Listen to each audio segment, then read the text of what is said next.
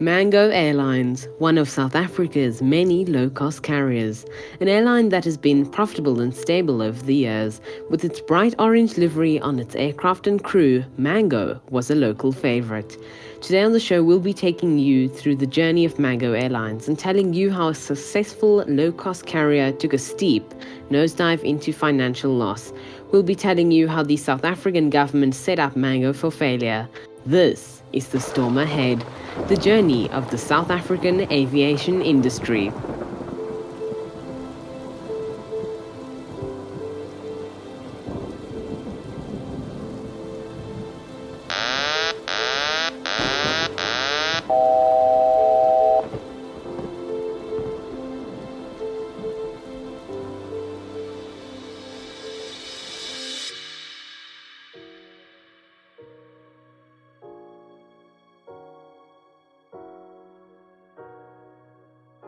In this series, the first airline we're going to cover is Mango, as it was one of the most well-known South African LCCs and is one of the main competitors to airlines such as Kulula.com and FlySafair.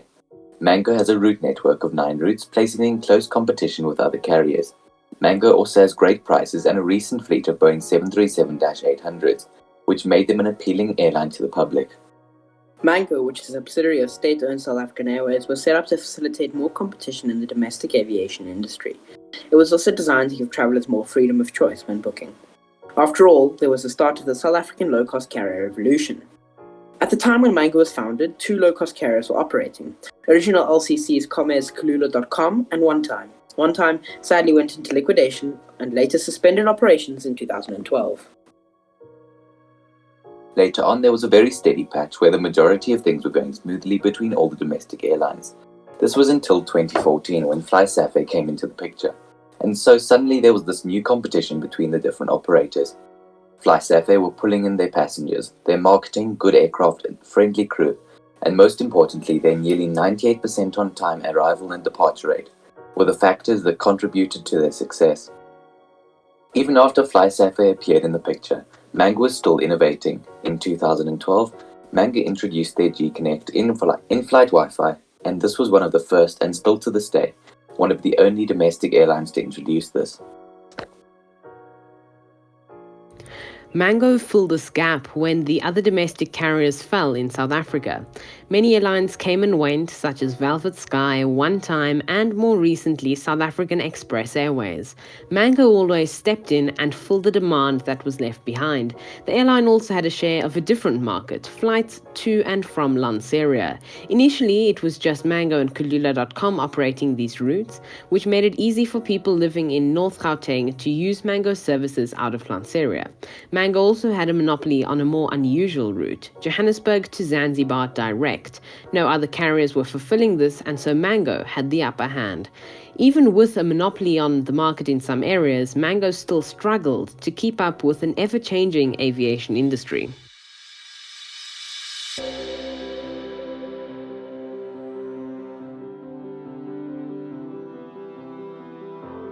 Mango inherited a fleet of Boeing 737-800NG aircraft from its parent company, South African Airways.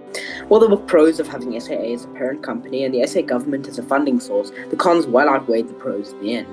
The government became a headache for Mango. There was only so much Mango could do to grow in a market where its parent company, SAA, was falling behind the curve and failing. As SAA's financial backer, the government was steeped in a massive internal and external corruption. Mango tried to grow and overcome these challenges, and unfortunately, the airline unintentionally became part of a massive political scandal. Mango was draining taxpayer money, and in addition to the tax money used for the constant government bailouts of South African Airways.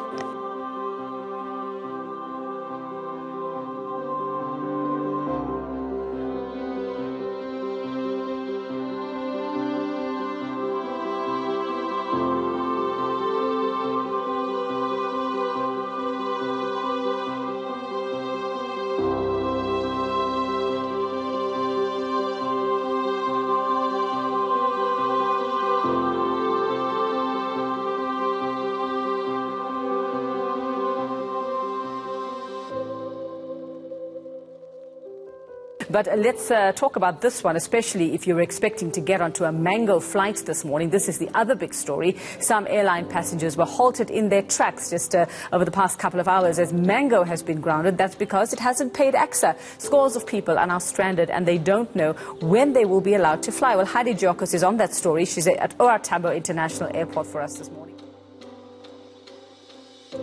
However, after Mango's grand entry into the airline industry, after the COVID-19 hard lockdown came in April 2021, Mango was grounded. This was due to non-payments and debt to AXA, Airports Company of South Africa. From the 28th of April 2021, no Mango aircraft were allowed to depart or arrive from any AXA airport in South Africa. This left Mango passengers stranded, many without any alternative means of transport.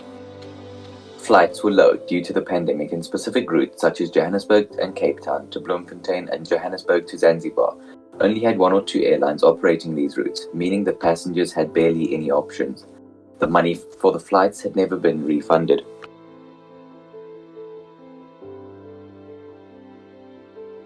So, what caused this major collapse? It was not the first time it happened, but why was Mango on the decline for so long, and why was it hidden from the country? Well, we are going to take a look. The root cause of the decline of Mango came in its ever-changing leadership structure. The main leadership positions were constantly being shifted and adjusted. At the beginning of Mango, CEO Nico Bezuidenhout was recruited for the position. Many people still think that he was the right person for the job, but some would disagree. You see, the trouble with Nico was that he had huge hopes and aspirations for Mango. Many of them didn't happen. Not only that, but he was constantly leaving Mango for other airline positions and then returning back to Mango. Nico was recruited as the acting CEO for South African Airways. When he left Mango for the role, the leadership was changing, making it hard for Mango to grow. Then after he came back to Mango, he took up a role at Tanzania's FastJet. He came back to Mango yet again and eventually left the airline to go to another airline overseas. This meant that no one was fully focused on Mango's growth. During this time, the industry had been evolving and the demand was shifting. Airlink, which was an interline agreement with SA at the time, had realized that SA was going to fail. Airlink ended the interline agreement and was rebranded in 2021 as a standalone regional airline. Airlink also developed a new marketing campaign, The Freedom of an Independent Airline, and started rebranding the aircraft tails to steer away from the close resemblance to SA and SA Express liveries. For Mango, this was not an option. They were a subsidiary of SAA, and all the money was coming from the government. They had no option but to continue operating the way they had always been. They had to operate under a brand that was perceived to be unreliable. This was due to people thinking Mango was just SAA under a different brand. When SAA went to business rescue, many thought that Mango and SA Technical were also not operating. This was all incorrect. These subsidiaries were both very much still operating. SAAT kept most domestic and international airlines' planes in check and ready for service, and Mango still sold and operated flights around South Africa. This misunderstanding created a bad reputation for Mango and SAA Technical. Also, there were several technical incidences on board Mango aircraft that made people think they were not safe. This all negatively impacted the airline, making the situation even more difficult to grow and build a new customer base during the pandemic. Of course, these technical issues had very little to do with Mango as an airline, but rather one or two things at SA Technical, which was also on government aid. Another thing that has been made Mango's life very difficult was when SAA went into business rescue. This meant that almost all of the government's funding was going into SAA and not the different subsidiaries. These being SA Technical, Air Chefs, and of course Mango themselves. Initially, the SA Business Rescue practitioners reasoned that Mango would need about 1 billion rand to get themselves back on their feet. In the end, 510 million would go towards the capital amounting, and then about 440 million would go towards paying the airline's debt. However, this did not go to plan. In May 2021, South African Airways was granted 2.7 billion rand for all of its subsidiaries. Mango was left with the sum of about 819 million rand. Whether this has been paid out or not remains a question to this day. Currently, as Mango is trying diligently to restart, the airline is operating a few flights a day.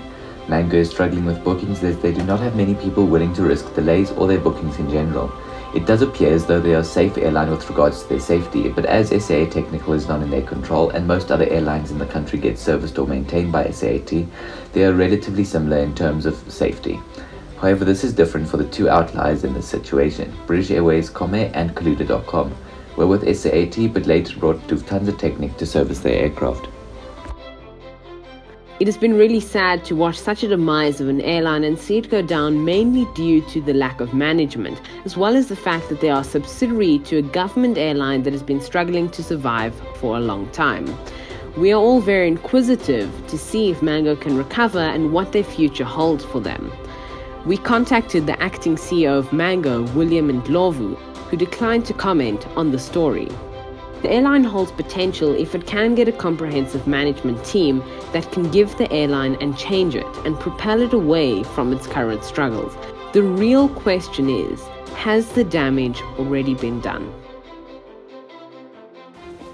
Just as we were going to record this episode, something remarkable came out of the blue.